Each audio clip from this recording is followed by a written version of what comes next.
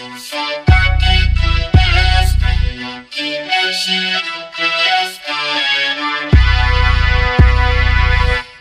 lege, peste milă, peste paturi de spital.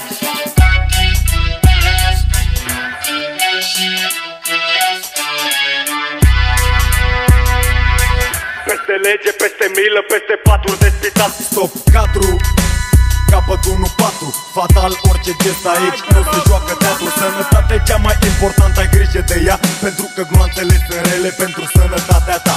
Cu cine morții mă crezi acum că vorbești? Cu cine morții mă crezi tu că te tocmești? Cu cine morții mă ai ajuns să faci afaceri? Ce știi tu de fapt de cine taci și face? Nu facem parte, nu împărțim nimic și nu ne place să cerem. Mai bine luăm, vreau să zic când bag fulanii de gabor și a lor emisiune. Șmecherie, fă câmplie, gabor de televiziune. Aici e Pantelimon în 2000 la fel. Ești sălbatic, îți prezintă anarhia din el. Așa că tot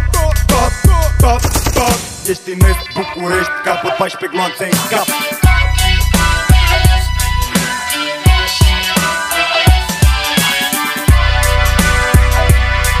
Peste lege, peste milă, peste paturi de spital.